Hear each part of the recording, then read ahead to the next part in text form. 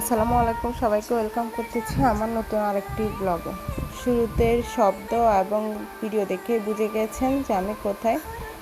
আমি সাগর পাড়ে গিয়েছিলাম ওই দিন।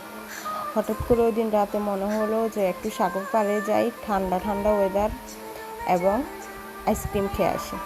তো যে বাবা সে কাজ, আমি আবার যখন যা ইচ্ছে তখন তাই করতেই পছন্দ করি। তাই তো চলে গিয়েছিলাম সাগর পাড়ে। গিয়ে একটা সুন্দর পরিবেশ এনজয় করলাম। চারিদিকে অনেক ঠান্ডা ঠান্ডা বাতাস এবং পাশে আইসক্রিম দোকান।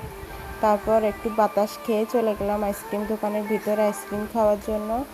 ফারা এবং তার পাপা আগেই চলে গিয়েছিল আইসক্রিম, তাদের জন্য আইসক্রিম অর্ডার দিয়ে দিচ্ছিল। এই যে এখানে ফারা সব কিছু দেখতেছিল দোকানটা শুধু যে আইসক্রিম তা না, তার সাথে অনেকগুলো ড্রিঙ্কস এবং স্ন্যাক্স আইটেমও ছিল। তাই তো চারদিকে শুধু দেখতেছিল পারা। এই যে অনেক সুন্দর ছিল দোকানটা, আইসক্রিমের পাশাপাশি অনেক কিছু ছিল আরও। এই যে তাদেরকে আইসক্রিম বানিয়ে দিচ্ছে, অনেক সুন্দর করে আইসক্রিমের ডেকোরেশন করে দিচ্ছিল অনেক কিছু দিয়ে। এই যে তাদের বাপ বেটির আইসক্রিম রেডি, তারা এখন নিয়ে নিচ্ছে এবং শুরুতে পারাকে একটু ট্রাই করানো হবে, কারণ সব কিছু আমরা এখন খাওয়ার আগে ওকে একটু ট্রাই করা যায়। ও শুরু করলে তারপর আমরা খাই।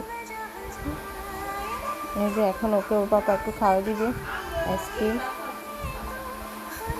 যে ও খেয়ে খাইছে, এখন আমাকে বানিয়ে দিচ্ছিল।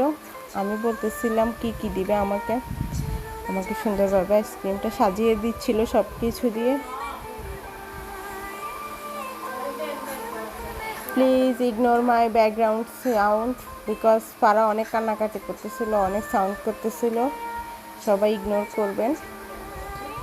এই যে আমার আইসক্রিমটাও মোটামুটি ডান, এখন আমাকে দিয়ে দিবে। এই যে আমাকে দিয়ে দেওয়া হয়েছে, আমার আইসক্রিমটা অনেক সুন্দর হয়েছিল এবং খেতে অনেক মজা হয়েছিল। এরপর আমি আইসক্রিমটা নিয়ে বাইরে যাব, পাড়া পাপার সাথে জয়েন করব। ওরা বাইরে বসেছিল, এরপর বাইরে এসে ওদের সাথে একসাথে খাবো। তারা অলরেডি খেয়ে ফেলতেছে আমাকে রেখে। এই তো আজকে এ পর্যন্তই। কেমন লাগলো জানাবেন। আসসালামু আলাইকুম।